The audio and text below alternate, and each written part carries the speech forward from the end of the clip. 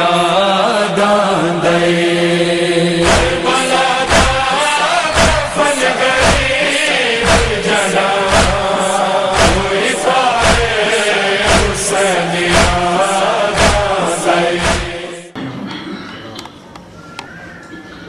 أعوذ بالله السميع العليم من الشيطان اللعين الرجيم.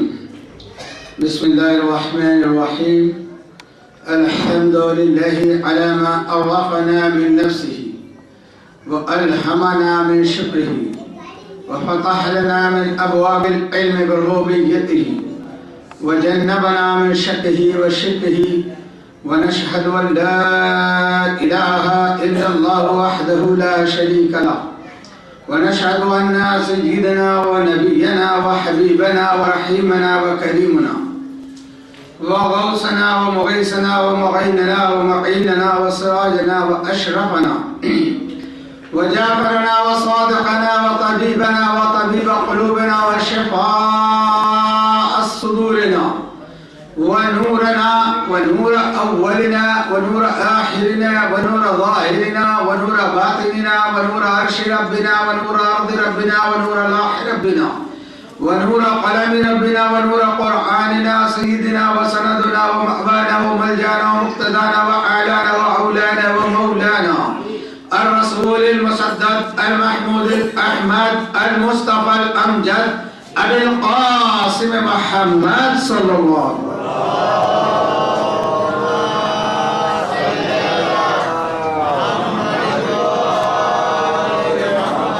اللهم صل وسلم على سيدنا مولانا محمد الذي كان عليا في الدرجات وفاطما في تطهيرات وحسنا في صفات وشهيدا في تجليات وزين العابدين بعبادات وباقرا في العلم الأولين والآخرين بمعلومات وصادقا في الأقوال وكاظما في جميع أهوال ومتمكنا في مقام الرضا وجوادا كفوائد العطاء وهاديا إلى سبيل النجاة وعسكريا مع الغزاة ومهديا إلى طريق اليقين والنجاة الصلوات.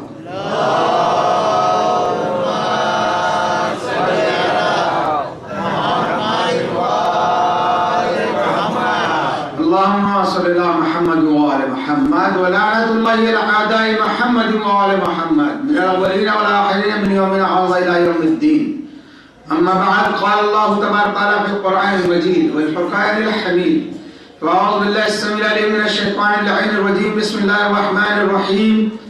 وما خلقت الجن والإنس إلا ليعبدون. صلوات.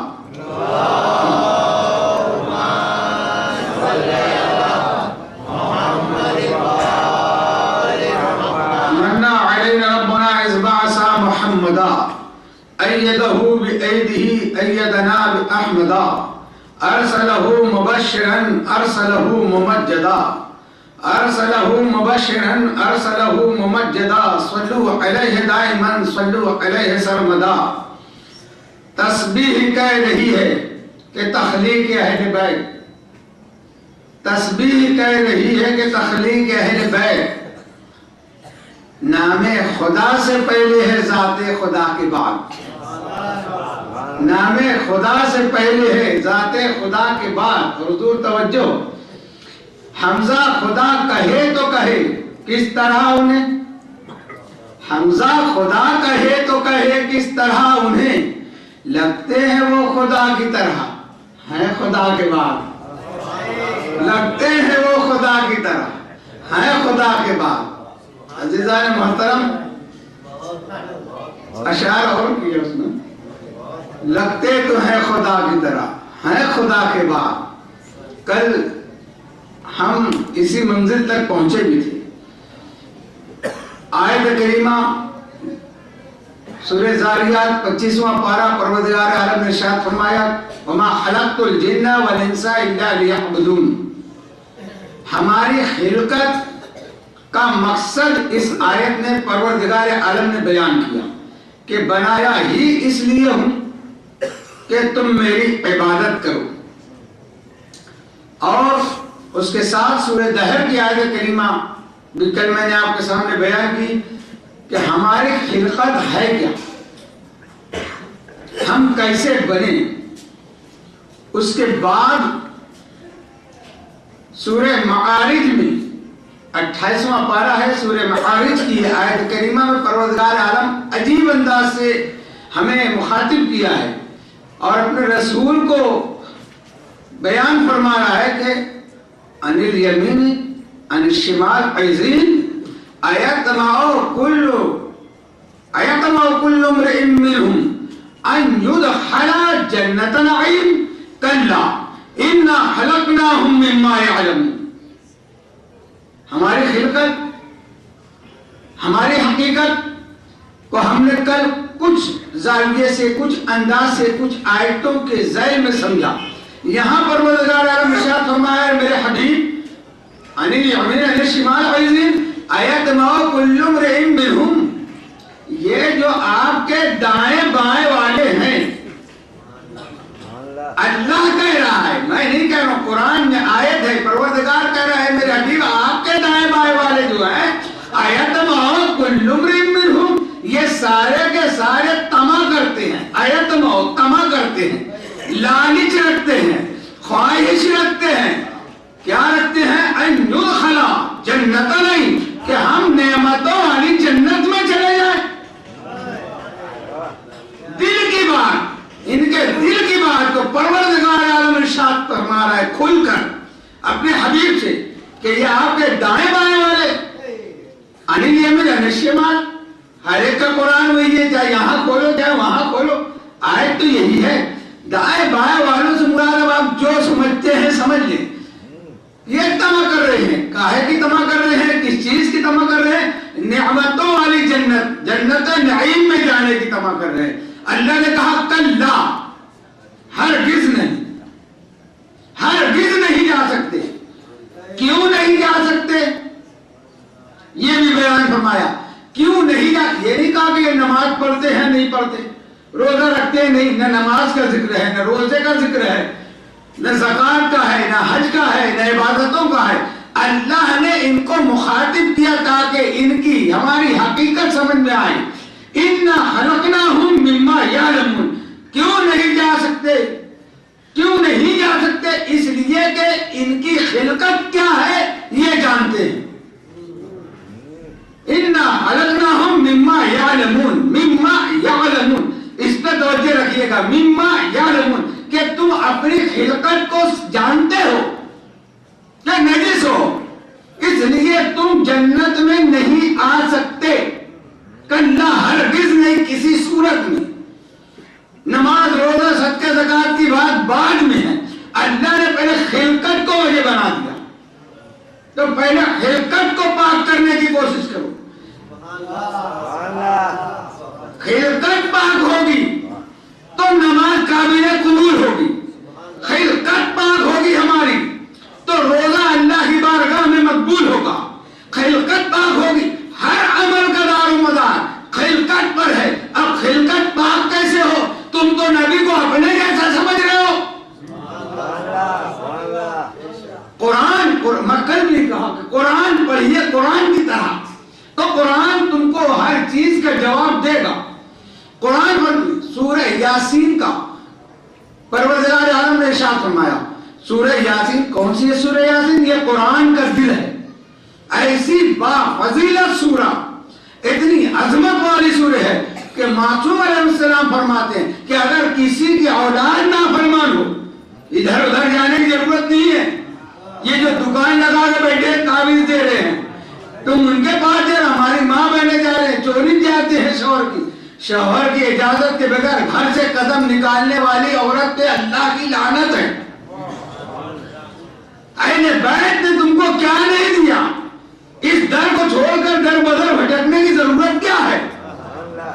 اگر کسی کی ماں یہ چاہے کہ اس کے اولاد فرما بردار رہے، اس کی باتیں مانے، اس کی اطاعت کریں، فرماتے ہیں کہ 5 شب جمعہ اپنے بچے کے سر پر اس سورہ کی تلاوت اپنا سیدھا ہاتھ رکھ کے کرے، بچہ فرما بردار ہو جائے گا.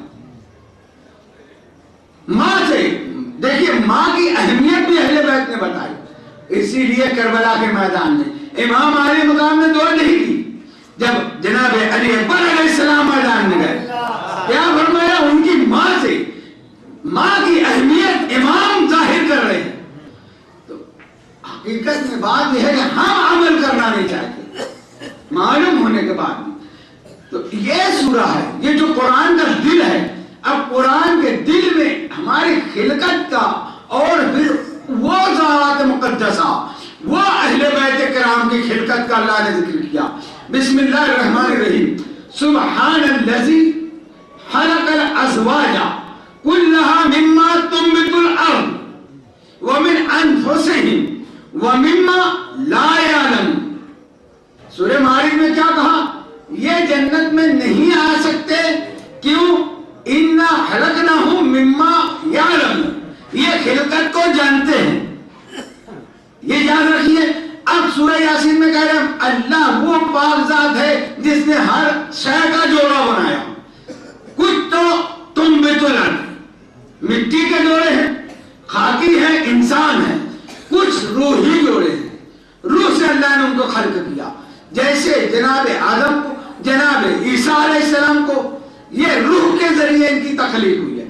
اور کچھ وہ ہیں مما لا یعلمون. اللہ کہہ رہا ہے کہ نہیں معلوم تمہیں، تم نہیں جانتے کہ وہ بنے کیسے، کس سے بنے. وہ جو ہے مما لا یعلمون ہے، تم مما یعلمون سے. ہم کو ہماری خلقت معلوم، اہل بیت کیسے بنے یہ ہمیں نہیں معلوم. جو مما لا یعلمون ہے، جب یہ مما یعلمون والے یعنی جو خلقت کو جانتے ہیں ان کے قریب جائیں گے، ان سے تمسک رکھیں گے، ان کے دامن سے وابستہ ہو جائیں گے تو ان کی خلقت پاک ہوگی. اللہ نے کہا میں قوم بناؤں گا، قوم کو بھیجوں گا، تم ان کے وسیلے سے آؤ گے تو جنت میں آ سکتے ہو. وہ قوم کون ہے؟ قوم وہ ہے اہل بیت، وہ ہے 14 معصومین علیہم السلام. جب ان کے دامن کرم سے وابستہ رہو گے، اسی لیے ہمارے آقا اور مولا چوتھے امام سید سجاد علیہ السلام فرماتے ہیں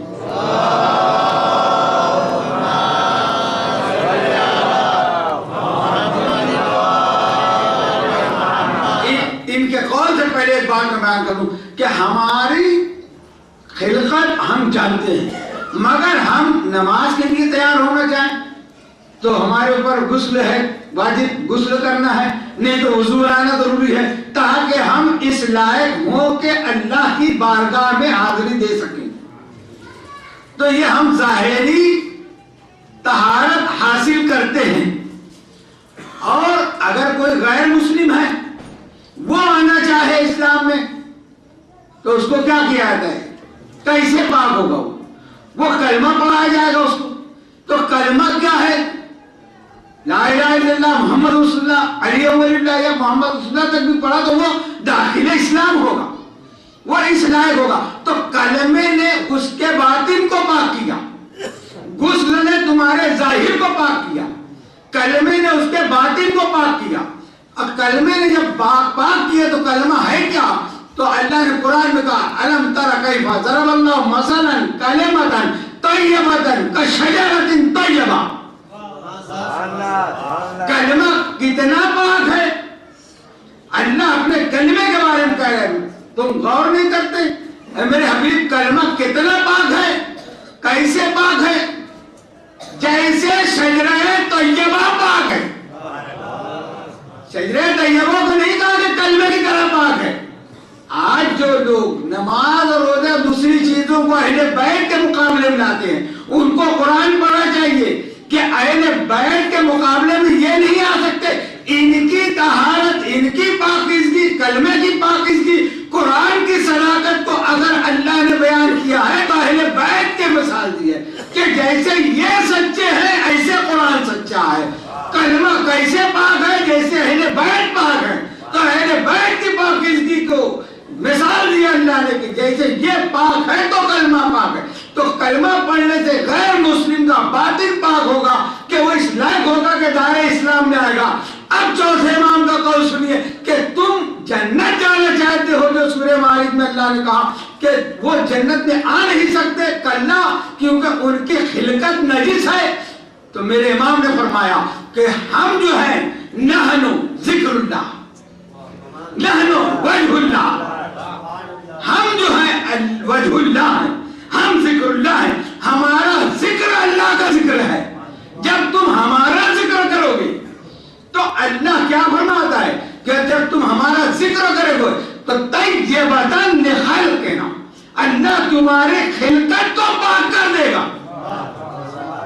پہلے اپنی ماں کا جا کے قدم چومو، اپنی ماں کا شکریہ ادا کرو کہ ہماری ماں کے قدم سے ہی اٹھے ہیں تو ہم فرش ادا پر آئے ہیں اور ذکر اہل بیت کر رہے ہیں۔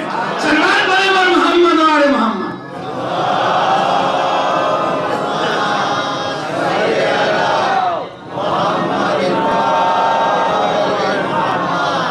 کوئی نماز روزے پر غرور تکبر کرتا ہے، اس کو کہو قرآن پڑھو۔ قرآن یہ نہیں کہا کہ نماز کے ذریعے تم کو جنت مل جائے گی۔ قرآن کہہ رہے کلا، ہرگز نہیں آ سکتے کوئی ہو جب تک تمہاری خلقت پاک نہ ہو۔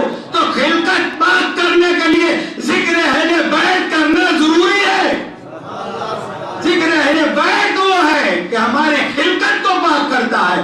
اور اسی کے ساتھ ساتھ میرے مولا نے 3 بات کی ہے کہ تم ہمارے گھروں کا احترام کرو۔ جو ہمارے گھروں کا احترام کرتا ہے اور ہر حال میں ہماری نصرت کے لیے تیار رہتا ہے اور ہمارا ذکر کرتا ہے تو اللہ اس کی خلقت کو پاک کر دیتا ہے۔ پھر اب اس کے لیے یہ نہیں پوچھا جاتا کہ اس نے نماز پاک، میں بار بار نماز کو اس لیے لا رہا ہوں کہ لوگ نماز کو لاتے ہیں، میں یہ کہہ کر یہ نہیں بتانا چاہتا کہ نماز نہیں پڑھنا ہے۔ اہل بیت کے محبت کرنے والے کا اصول یہ ہے کہ اول وقت تو نماز پڑھتا ہے، مگر جو نماز کو مقابلے میں آ رہے ہیں تو میں ان کے لیے کہہ رہا ہوں کہ اگر نماز ہی کے ذریعے جنت ہے تو بتاؤ جناب حر نے کتنی نماز پڑھی؟ وہ نماز کوئی نماز نہیں ہے جو لشکر اہل بیت میں پڑھی گئی، جو لشکر یزید میں پڑھی گئی، وہ نماز نہیں ہے۔ کب خلقت پاک ہوئی حر کی؟ جب میرے مولا کے قدموں میں آئے تو نماز فجر تو ادھر پڑی تھی، نماز فجر کے بعد آئے، ظہر سے پہلے شہادت ہو گئی، فجر کے بعد آئے، ظہر سے پہلے شہادت ہو گئی۔ کوئی نماز حر کی زندگی میں نہیں آئے مگر آ گئے اس در پر جس کے بارے میں پروردگار نے کہا کہ ان گھروں کی عزت کرو، ان کی تعظیم کرو، ان کے سامنے جھک جاؤ، ان کی نصرت میں اپنا گلا کٹا دو، ان کی عظمت کا کلمہ پڑھو۔ تو ابھی آئے ہیں کچھ لمحے میں عزت بھی ساتھ ہے، نصرت بھی ساتھ ہے، حمایت بھی ساتھ ہے، محبت بھی ساتھ ہے۔ ایک نظر میرے مولا کی پڑی، اس کو کہتے ہیں جس طرح اٹھ گئی دم میں دم آ گیا، اس نگاہ عنایت پر لاکھوں سلام۔ ایک نظر حر پہ پڑی، حر کی خلقت کو پاک کر کے حر کو علیہ السلام بنا دیا۔ آج ساری دنیا جناب حر کے روضے پہ جا کے اپنی پیشانی جھکا رہی ہے۔ کیا کمال تھا حر میں؟ وہی حر ہے جس نے گھیر کے لایا تھا، وہی حر ہے جس نے پانی بند کیا، وہی حر ہے جس کی وجہ سے کربلا میں امام پہ جو بھی مصیبت آئے ہے، مگر یہ کریم ابن کریم ہے،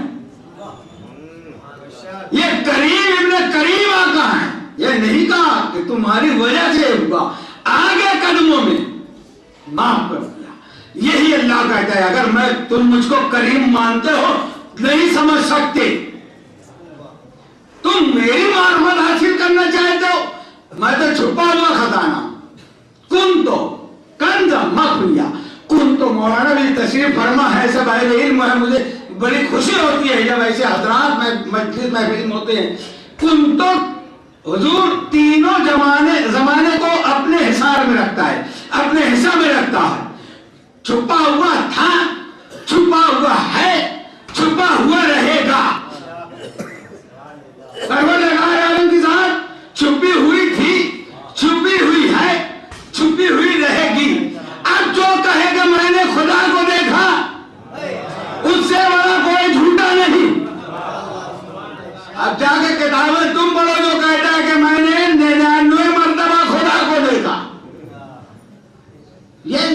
خدا خدا کو دیکھ لیا تو خدا خدا نہ رہا، کیونکہ وہ محدود ہو گیا.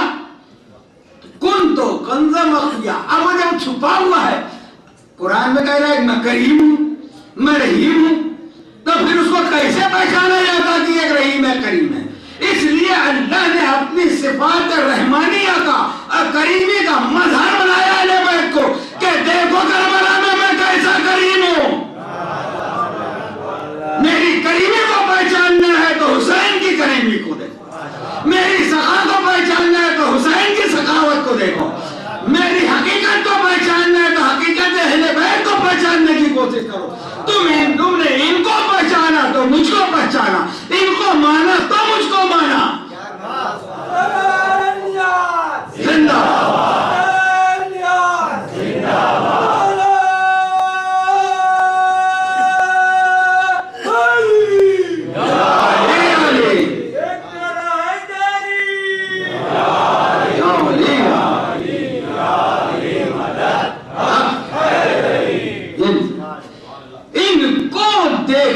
کیونکہ بنایا ہی ان کو اس لیے ہے کہ کن تو پہچانا جاؤں، میں پہچانا جاؤں. تو پہچاننے کے لیے جب تم نے ان کو چھوڑ دیا تو پھر ماننا پڑے گا ان کو چھوڑ کر جو بھی خدا کو تم مانو گے وہ خدا خدا نہیں رہے گا. تو ان کی تخلیق علامہ شیر کس کا ہے؟ جو اس نے کہا تھا اسی پہ میں نے ایک مصرع لگا کے مقطع کے کلام کر رہا ہوں کہ تسبیح کہہ رہی ہے کہ تخلیق اہل بیت، تسبیح کہہ رہی ہے کہ تخلیق اہل بیت. نام خدا سے پہلے ہے ذات خدا کے بعد. خدا کی ذات، خدا کی صفات خدا کی ذات میں ہے، صفات الگ نہیں ہے. اگر صفات الگ ہو تو یہ شرک ہو جائے گا. صفت الگ، موصوف الگ، یہ اسی میں ہے. اور اسی میں سے کل جو میں نے ایک مثال دی جیسے سورج سے کرن نکلتی ہے تو یہ اہل بیت اس کی صفات کا مظہر بنے. خدا خدا تھا، خدا معبود تھا، خدا خالق تھا، خدا رازق تھا، مگر کیسے پتا چلتا کہ یہ ہے؟ یہ ساری صفات تو خدا کے علم میں چھپی ہوئی تھی اس کی ذات میں.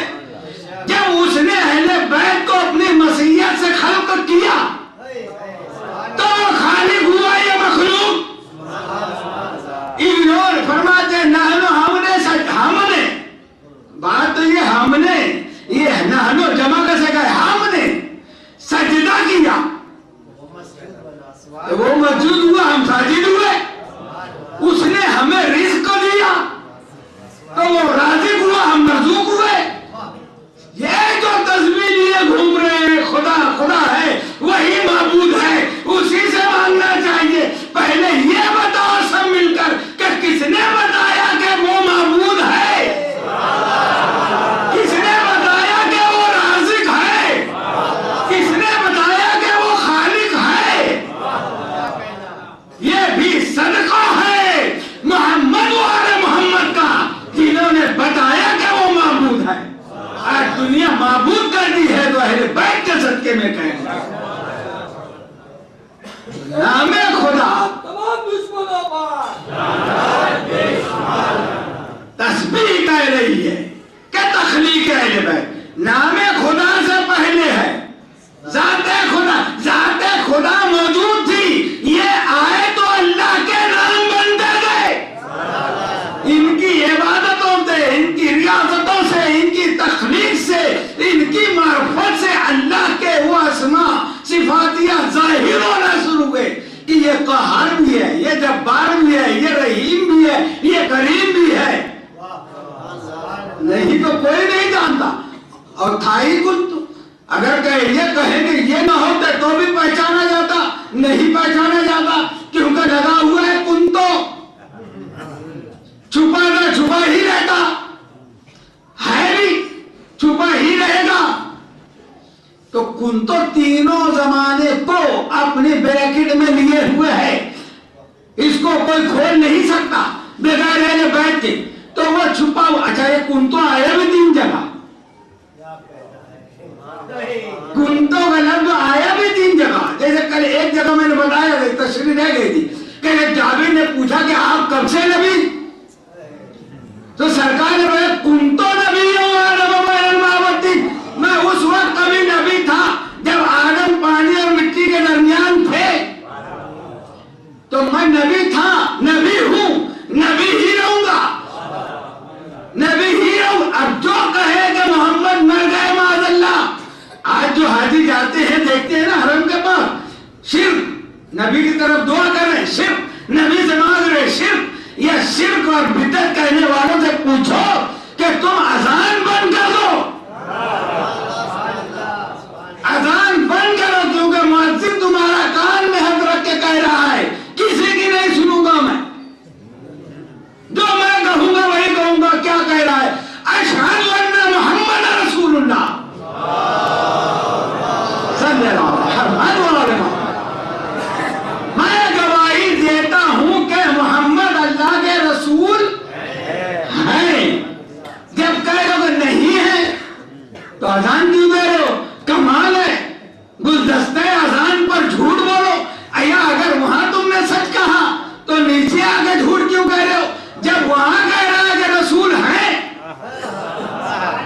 اللہ کے سامنے نماز میں شہادت پیش کر رہا ہے کہ رسول ہیں، اشہد ان محمد اللہ اشہد ان پڑھ رہے ہیں، تو جب یہاں نماز میں گواہی دے رہا ہے، اذان میں گواہی دے رہا ہے، تو مسجد سے نکلنے کے بعد رسول غائب کیسے ہو گیا؟ غیر حاضر کیسے ہو گیا؟ مسجد میں حاضر ہے، گلدستہ اذان پر حاضر ہے، تو ہمارا نبی وہ ہے کہ اللہ کے جوہر سے ان کا وجود ہے، تو جہاں جہاں خدا ہے وہاں وہاں رسول ہے، حقیقت محمد یہ ہے۔ اور تیسرا تم تو کہاں ہے؟ وہ سب جانتے ہیں نا، جب غدیر کے میدان میں سرکار نے بولا من کن تو مولا، تو تینوں زمانے میں مولا، جس جس کا اس کے علی مولا، فہذا علی مولا، تو یہ اب تینوں زمانے کو رہا اس میں جس جس کا مولا تھا علی اس کے مولا تھے، جس جس کا مولا ہوں اس کے علی مولا ہے، جس جس کا مولا رہوں گا اس کے علی مولا ہے، یہ ہے حقیقت۔ تو جب نبی نے فرما دیا، آج کوئی کہے کہ تم اپنے اماموں کو بڑھاتے ہو، اگر ہم امام کو بڑھائیں تو ہم کو جو سزا دینا چاہو ہمیں منظور ہے، اگر ہم امام کو انبیاء ما سبق سے بڑھائیں، ہم بڑھائیں تو ہم شرک کریں، ہمارے پر کفر کا فتویٰ لگاؤ، مگر اگر رسول اللہ بڑھائے جن پر ہمارا ایمان ہے کلمہ پڑھنے پر، اگر نبی بڑھائے امام کو تو پھر نبی کی بات کا جو انکار کرے، پھر آپ اپنا فیصلہ خود کرو، ہم فتویٰ نہیں دے سکے تم فلاں ہو تم فلاں ہو، سلوات برابر محمد وعلیہ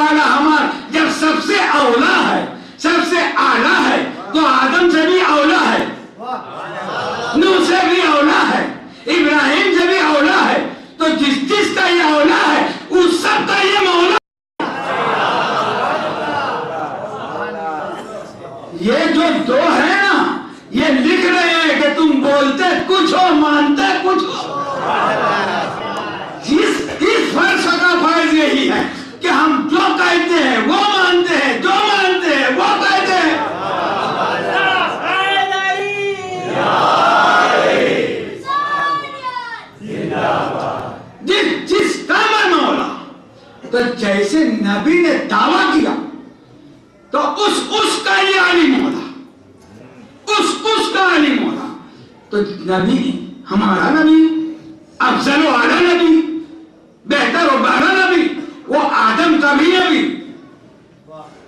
نوح کا بھی نبی ابراہیم کا بھی نبی اسماعیل کا بھی نبی بلکہ 1.25 لاکھ انبیاء ہیں. قرآن نے کہا وَإِذْ أَخَذَ اللَّهُ مِيثَاقَ النَّبِيِّينَ تمام نبیوں کو عالم ارواح میں اسی بنیاد پر نبوت دی گئی کہ تم میرے حبیب پر ایمان لاؤ اور میرے ولی کی ولایت پر ایمان لاؤ. اس شرطوں پر میں تم کو نبوت دے رہا ہوں اگر تمہارے دور میں میرے حبیب کو میں نے بھیج دیا تو تم کو ان کا کلمہ پڑھنا ہے اپنا کلمہ بند کروانا ہے ان کی نصرت کرنا ہے ان کا ساتھ دینا ہے ان کی امت بن کے رہنا ہے. تو ہر نبی نے وعدہ کیا. انشاءاللہ یہ موضوع آئے گا ابھی کہ جب اللہ کو بھیجنا ہی نہیں تھا کسی نبی کے دور میں تو اللہ نے عہد کیوں لیا؟ کسی نبی کے دور میں نبی نہیں آئے ہمارے سرکار. جب آئے تو کوئی نبی موجود نہیں تب آئے نا. جب آنا ہی نہیں تھا بھیجنا ہی نہیں تھا تو اللہ نے وعدہ کیوں لیا؟ مگر اسی کے ساتھ جو ولایت کا وعدہ لیا اللہ نے کہ علی کی ولایت پر ایمان لاؤ کیونکہ یہی تمہارا مشکل کشائے عالم ہے یہ تمہارا مددگار ہے. تو آدم کا مددگار کون ہوگا؟ نوح کا مددگار کون ہوگا؟ ابراہیم کا مددگار کون ہوگا؟ موسیٰ کو دریا میں راستہ کس نے بنا کے دیا؟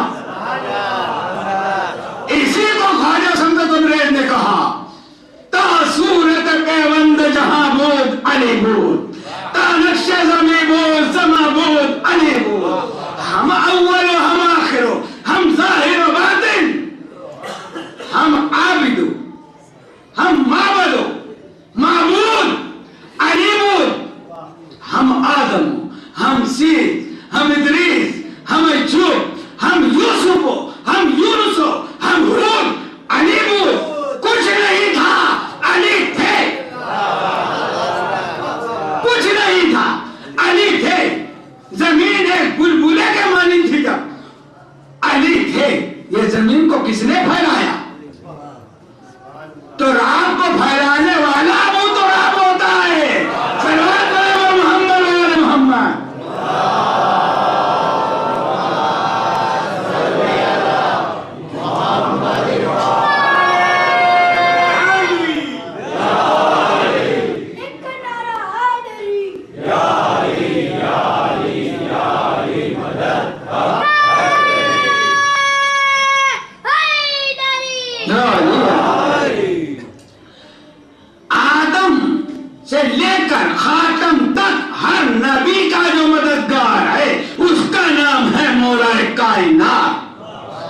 کائنات جو کہتے ہیں جیسے آج کل کسی کو کچھ لقب دے دیا گیا کسی کو کچھ کہہ دیا گیا چاہے کچھ نہ ہو مولانا ہے کرتا پاجامہ پہن لیا مولانا ہے.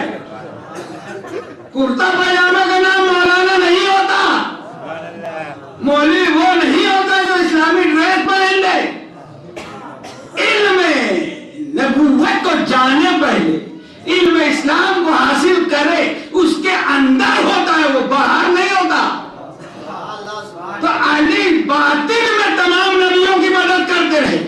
ہم اول ہو ہم آخر ہو ہم ہی اول ہیں ہم ہی آخر ہیں ہم ہی ظاہر ہیں ہم ہی باطن ہیں. ہم عابد ہو پہلے عابد کہا کیا کمال ہے. ہم عابد ہو ہم معبد ہو ہم ہی عابد ہیں. عابد اس لیے کہا کہ کوئی ہم کو خدا نہ کہہ دے. ہمارے کمال کو دیکھ کر ہماری حقیقت کو دیکھ کر ہمیں کوئی خدا نہ کہہ دے.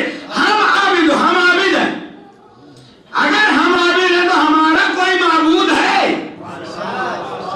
ارے کیا بات ہے ارے کیا کمال ہے میرے مولا کا.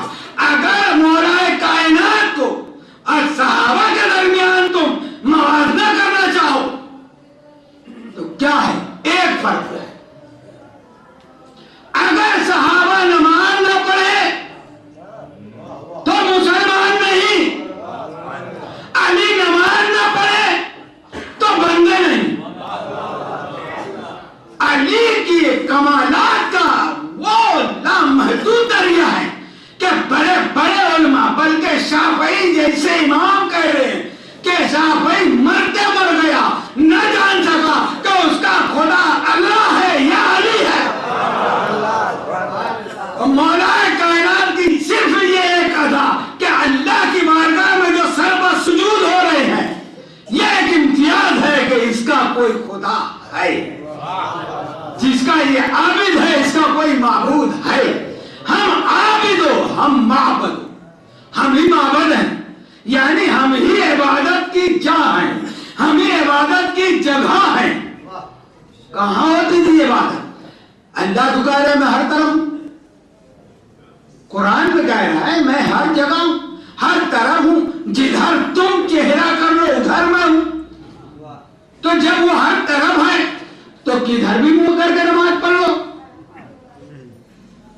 ہر طرف منہ کر کے۔ ارے وہ تو 4 سمتوں میں پوجا کر رہے ہیں، اگر آیت سے دیکھا جائے تو ہماری مسجدیں تو کتنے نہ جانے رخ پر ہوتی، مگر اللہ نے دعوت اتحاد دی کہ میں تو ہر جگہ ہوں، مگر میری ذات کا مظہر جو بنا کے میں کعبے میں ظہور کروں گا، تو میری ذات کے مظہر کو چھوڑ کر اگر کوئی دوسری طرف رخ کر کے نماز پڑھے گا تو اس کی نماز اس کے منہ پہ ماری جائے گی۔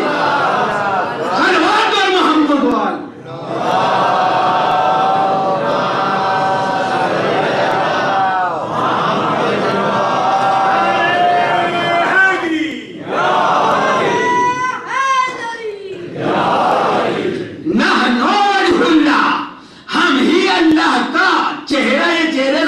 یہ نہیں ہوتا جو ہم لیتے ہیں۔ وجہ ہو کے 12 معنی ہیں، وجہ معنی چہرہ، وجہ معنی سرتا باوجود، وجہ معنی رضا، وجہ معنی قبلہ، وجہ معنی راہ۔ کتنے حقیقت خدا کو سمجھنے کے لیے وجہ اللہ کو سمجھنا ہے۔ اس لیے اللہ نے کہا کہ تم سب اس طرف رخ کرو، اگر تم میرے وجہ اللہ کی طرف رخ کرو گے تو تم مجھ کو پا جاؤ گے۔ تو یہ وہ اللہ کی ذات و صفات کا مظہر ہے کہ نبی نے فرمایا پھر النظر الی وجہ علی عبادت، کہ ان کے چہرے کو دیکھنا بھی عبادت۔ اب روایتیں پڑھتے ہو مگر سناتے نہیں ہو مسلمانوں کو، یہی تو افسوس ہے۔ صحیح ستہ میں ہے، 6 صحیح کتابوں میں ہے کہ ام المومنین جناب عائشہ اپنے بابا کو دیکھ رہی ہے، حضرت ابو بکر رضی اللہ عنہ کو، کہ وہ برابر مولا کائنات کی طرف دیکھے جا رہے ہیں۔ تو بیٹی باپ سے پوچھی ہے کہ بابا تم ادھر کیوں دیکھتے ہو، بابا تم ادھر کیوں دیکھتے ہو، لگاتار دیکھ رہے ہو۔ کہا میں نے نبی سے سنا ہے کہ النظر الی وجہ علی عبادت، علی کے چہرے کو دیکھنا عبادت ہے۔ صلوات اور محمد والے محمد۔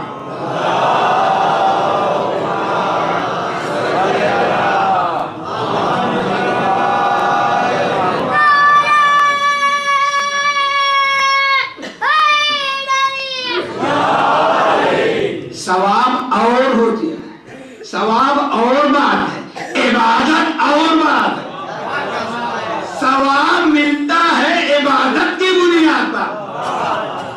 اب جب تم کعبے کی طرف رخ کر کے نماز پڑھ رہے ہو تو تمہارے ذہن میں 4 دیواری نہیں ہونا چاہیے۔ کل میں نے بتایا نا ظرف کہہ کے مضروب مراد لیا ہے، تو جو مضروب ہے اس کے خیال میں نماز ہوتی ہے تو نماز کہلاتی ہے الصلاۃ معراج المومنین۔ اس کا خیال نکال کے نماز پڑھو گے تو نماز نہیں۔ اور یہ پیغام نبی نے فرمایا تو صرف صحابہ ہی نے نہیں سنا، مسجد میں جو تھے انہوں نے ہی نہیں سنا۔ جب میرے نبی کوئی حکم دیتے تھے کائنات عالم سنتی، 18,000 عالم سرکار کی بات پہ متوجہ ہو کے سنتے ہیں۔ یہ جن اور انس کی بات اس لیے اللہ نے کی کہ تم جو ہے نافرمان ہوتے اس میں، بغاوت کا مادہ جنوں میں ہے اور انسانوں میں، نافرمانی جنوں میں ہے اور انسانوں میں ہے۔ اللہ کہتا ہے کہ کائنات کی ہر شے تسبیح کر رہی ہے، پہاڑ کھڑا ہے وہ قیام میں ہے، درخت تو ہے یہ اللہ کے پتے پتے تسبیح کرتے ہیں، یہ چونٹیاں بلوں میں اللہ کی تسبیح کرتی ہیں، یہ پرندے پروں میں فضا میں جب پر پھیلاتے ہیں تو یہ اپنی عبادت جانتے ہیں. کمال ہے، پرندے اپنی عبادت جانتے ہیں. کب؟ جب یہ فضا میں پرواز کرتے ہیں تو ان کی نماز شروع ہوتی ہے.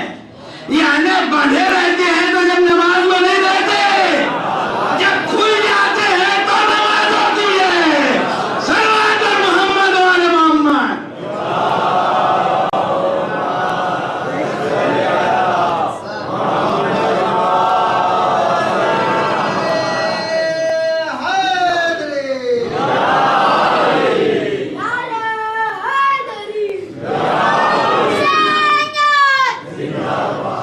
تو پرندے اپنی نماز جانتے ہیں، پرندے اپنا طریقہ عبادت جانتے ہیں. یہ 17 طریقے سے نماز، 50 طریقے سے وضو کیوں ہو گئے؟ کیا اتنے طریقے سے نبی نے نماز بتائی تھی؟ نماز تو سرکار نے ایک ہی پڑھی، پھر اتنا طریقہ یہاں یہاں یہاں یہ سب ہوا کیسے؟ یہ ہوا اسی لیے کہ اوریجنل اسلام کو چھوڑ دیا، جیلی اسلام پھیلا. سرکار کے بعد یاد رکھنا 3 چیز. غدیر کبھی مت بھولنا، اپنے بچوں کو ہمیشہ بتانا. غدیر کبھی نہ بھولنا. دوسرا، حق کے زہرا فدق کبھی نہ بھولنا.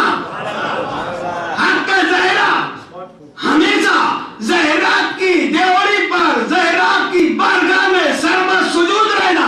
جس نے حق کے زہرا کھایا اس کو دل سے نکال دینا. اور اب بھی نہ سمجھ میں آیا ہو تو سلطان کربلا میں 72 سورج جگمگا کر بتایا کہ اب بھی سمجھ لو کہ اوریجنل اسلام کدھر ہے، جیلی اسلام کدھر ہے.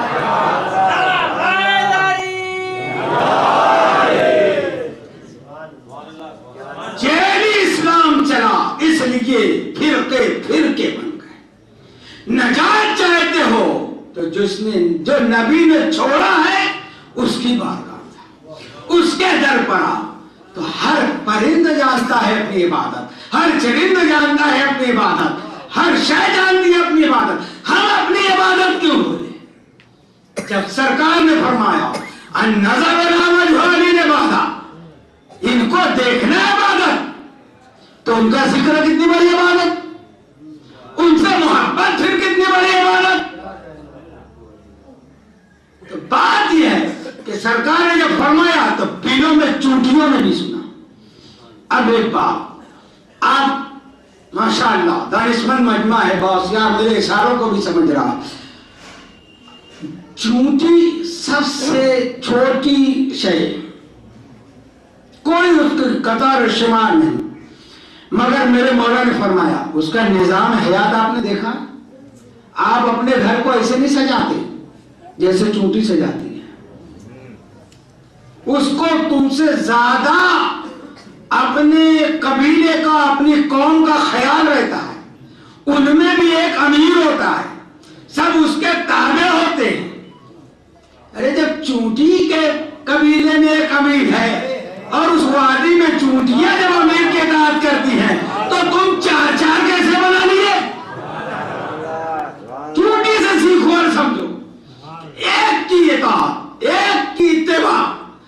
تو چونٹیاں جب جناب سلیمان کا لشکر گزر رہا تھا تو قرآن کہہ رہا ہے، سورہ نمل پڑھیے، یا ایھا النمل ادخلوا مساکنکم، اے میری قوم بلوں میں چلی جاؤ. ترجمہ آگے کیا کیا؟ تاکہ تم کو سلیمان کا لشکر کچل نہ دے. ماں کچلنے کی بات نہیں ہے، یہ بھی ترجمے میں گڑبڑی ہے. کیوں؟ یہ ترجمہ وہاں کا ہے جو اہل بیت سے تمسک نہیں رکھتے. بات یہ ہے کہ ٹھہر کے پڑھنے کا مطلب اسی لیے قرآن چونٹیوں کے سردار نے آواز دی، اے میری قوم اپنے مسکن میں، مساکن، اپنے مسکنوں میں، اپنی بلوں میں چلے جاؤ. کیوں جاؤ؟ تو یہ آگے کی جو بات ہے کچل نہ دے. بات ہے سلیمان کا لشکر تو ہوا میں چلتا ہے، تو پھر زمین میں کچلنے کی بات کہاں سے آ گئی؟ زمین میں سے چلتا تو یہ بات ہوتی کہ کچل نہ دے. جب وہ ہوا میں چل رہا ہے پھر کچلنے کا مطلب کیا؟ تو پھر مجبوراً نہیں وہ وہاں پر اترنے والا تھا. اترنے کی بھی بات نہیں، وہاں سلیمان اترے. بات ہے حقیقت جو ہے وہ اہل بیت نے بتائی کہ یا مولا ہمارے آقا ہمارے مولا صادق ابن صادق سیدنا مولانا امام جعفر صادق علیہ السلام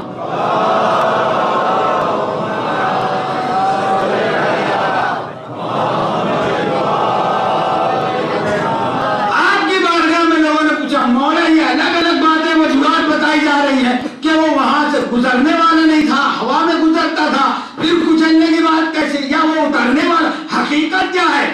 میرے مولا نے فرمایا سنو کہ ان چوٹیوں کے سردار نے اس لیے آواز دی تھی کہ سلیمان کے لشکر کے جاہو جلال کو دیکھ کر اس کی قوم عبادت سے غافل نہ ہو جائے.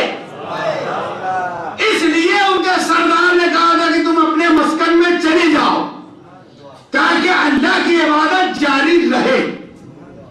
ٹھیک ہے، یہ ہے قرآن. علامہ دستگیر نے اپنی کتاب میں لکھا کہ جب مولا کائنات مدینہ میں اور آپ کے ساتھ سلمان فارسی ہیں، سلمان فارسی اور مولا کائنات مسجد نبی سے نکل کر باہر ٹہلتے ٹہلتے کچھ دور نکل گئے. جب کچھ دور گئے تو وادی میں دیکھا کہ بہت سی چونٹیاں ہیں. سلمان فارسی پوچھتے ہیں مولا اللہ نے کیسی کیسی مخلوق بنائی ہے، یہ کتنی تعداد میں کوئی جان سکتا ہے؟ میرے مولا نے مسکرا کے فرمایا سلمان میں ان کی تعداد بھی جانتا ہوں، میں ان کی تعداد بھی جانتا ہوں کہ یہ کتنے ہیں، اور یہ بھی جانتا ہوں کہ اس میں کتنی نر ہے کتنی مادہ ہے.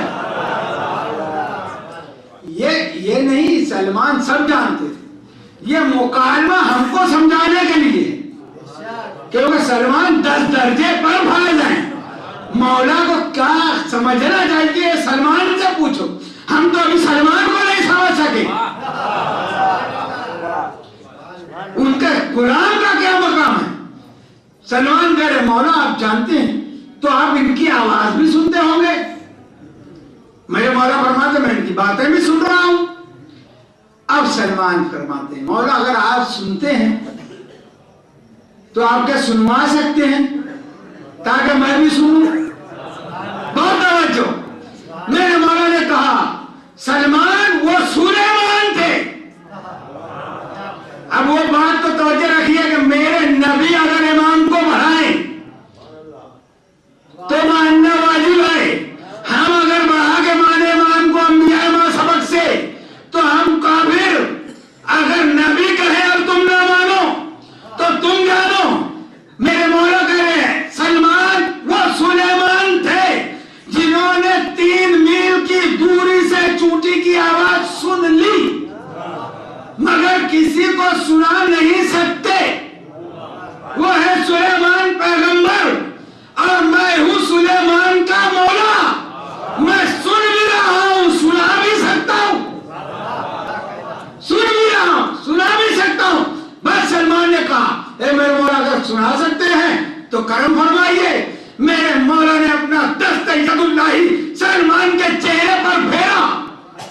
ادھر چہرے سلمان سے ید اللہ کے ہاتھوں کا مس ہونا تھا کہ اب چونٹیوں کی آواز سلمان فارسی کے کانوں میں آ رہی ہے.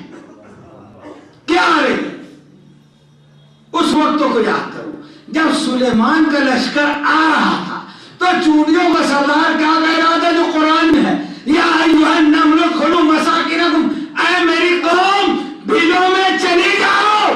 آج چونٹیوں کا سردار کہہ رہا تھا جو سلمان فارسی سن رہے اے میری قوم مسکنوں سے باہر آ جاؤ، اے میری قوم بلوں سے باہر آ جاؤ. کیوں آ جاؤ؟ کہ میں نے نبی سے سنا ہے النظر الی وجہ علی العبادہ. آج میرے سامنے مولا کائنات ہے، ان کے چہرے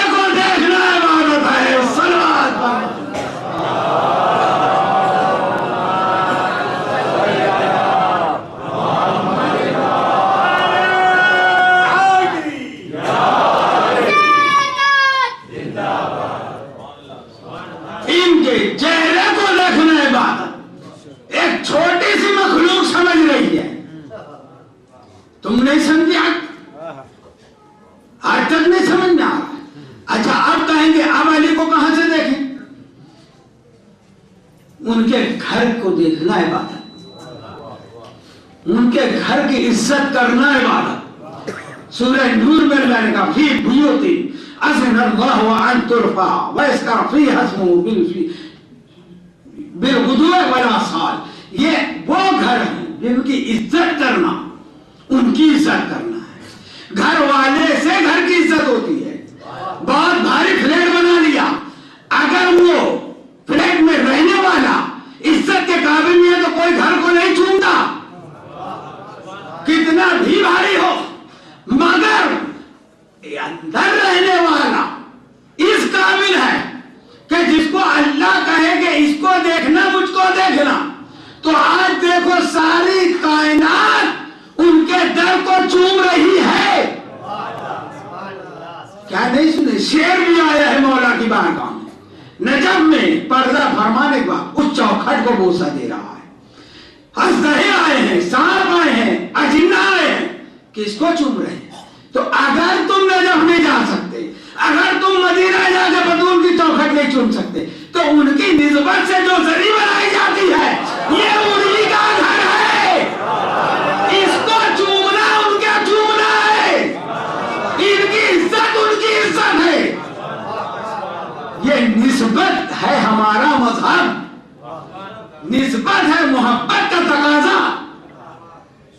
ہزاروں میٹر کپڑے گھروں میں پڑے، دکانوں میں پڑے، کوئی چومتا ہے نہیں۔ 1000 روپیہ میٹر کا کپڑا ہے کپڑا، مگر 10 روپیہ میٹر کا کپڑا ہے، ہم نے لا کے بچوں نے علم بنا لیا، نسبت ہو گئی علمدار سے۔ اب اس کو علامہ بھی ہو تو چوم رہا ہے، جاہل بھی ہو تو چوم رہا ہے۔ آج ہم ان کی نسبت کو چوم رہے ہیں۔ اسی لیے نبی نے کہا تھا میرے ان امتیوں کو سلام، کتنے خوش قسمت ہیں ہم کہ نبی نے ہم کو سلام بھیجا ہے۔ صلوات پڑھیں اللہم صلی علی محمد۔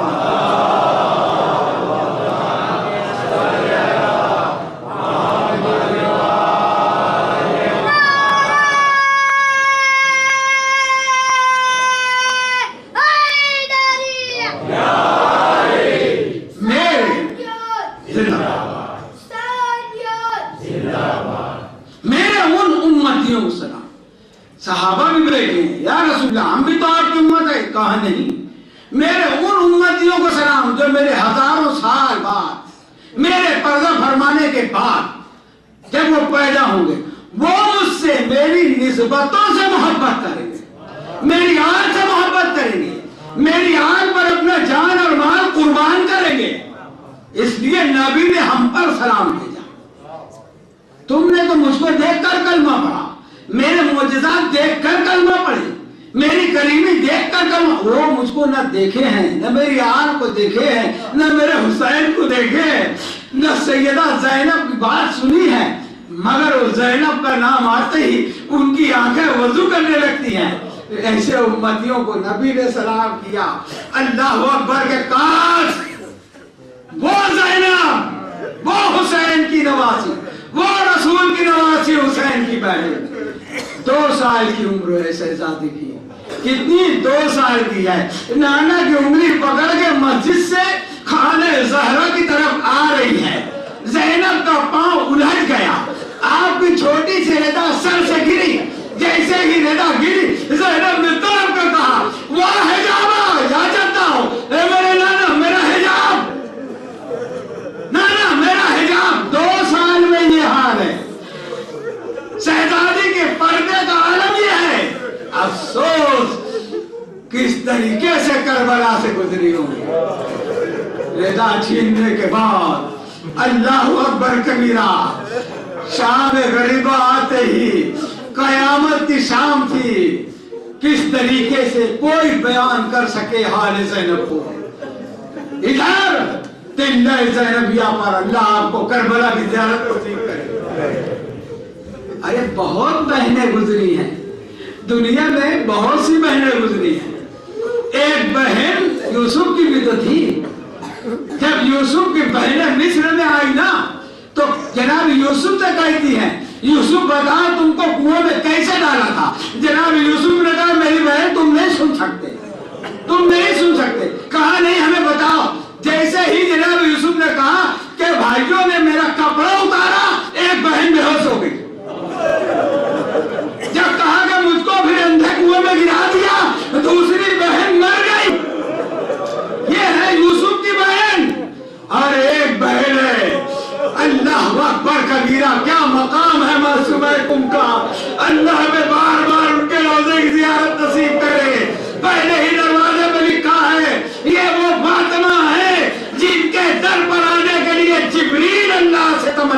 ہوتے ہیں. معصومہ کم بھائی کی محبت میں چلی ہے مدینے سے.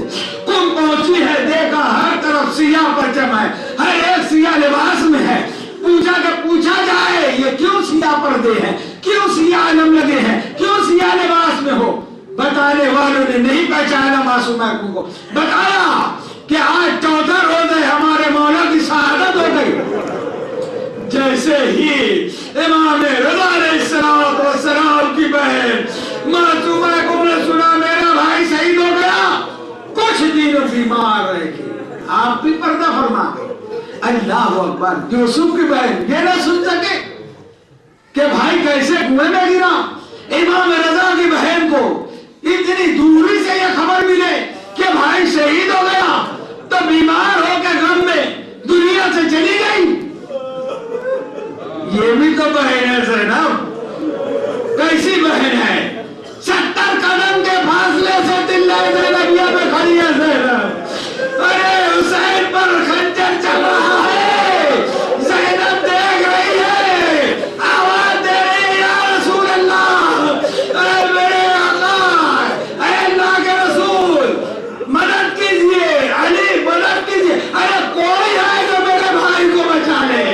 زینب آواز دیتی رہی, 70 قدم کے فاصلے میں دیکھتی رہی. سکینہ میدان کربلا میں دوڑ رہی ہے, ارے کوئی ہے جو میرے بابا کو بچا لے. خدا کسی غم میں نہ رلائے, خدا کسی غم میں نہ رلائے عزیزو, سوائے غم مظلوم کربلا کے. ہاں مگر جب راحت ہوئی نا اور ایک سوار آیا, زینب نے کہا سوار رک جا, اے سوار رک جا, میں زینب ہوں. سوار بڑھتا جا رہا تھا, زینب نے سوار کے نظام میں ہاتھ ڈال دیا. خبردار, یہ اہل بیت ہیں, ان کا خیمہ جل گیا ہے, میں حسین کی بہن ہوں, ان بچوں کو بڑی مشکل سے چھڑایا ہے. اے سوار ہمارا سب لٹ گیا ہے, کچھ لینا ہو تو دل میں آنا. سوار نے نقاب بیٹھی, اے عزادارو یہ کون سوار ہے؟ ارے یہ تو مولا کائنات آگے. زینب تم نے نہیں پہچانا, میں تمہارا بابا ہوں. اب ایک ایک بیوی آگے مولا کائنات کو اپنا غم بتا رہی ہے, مگر ایک چھوٹی سی بطول جو ہے نا 4 سالہ, وہ بڑی دور کھڑی ہے, مولا کے قریب نہیں آتی. میرے مولا نے کہا میری سکینہ کیا تم مجھ سے ناراض ہو؟ دادا میں آپ سے ناراض نہیں ہوں, مگر جب حسن آنسو اب مجھے پتا چلا کہ باپ کو بیٹی سے کتنی محبت ہوتی ہے. زینب نے بلایا, آپ حاضر ہوئے.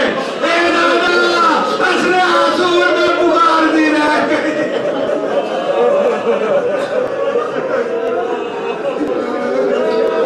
میرا بابا بھوکا پیاسا تجھے کر دیا, مولا کائنات سے سکینہ کو گلے سے لگایا.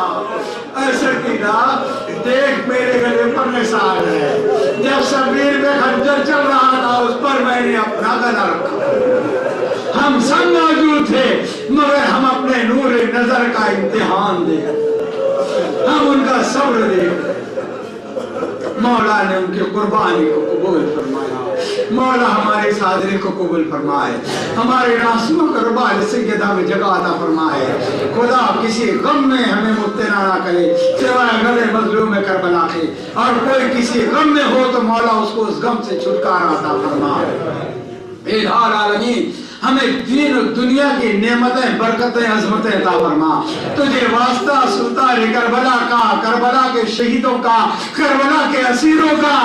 اے مولا ہماری ماں بہنوں کے پردوں کی حفاظت فرما, ان ناموز کی حفاظت فرما.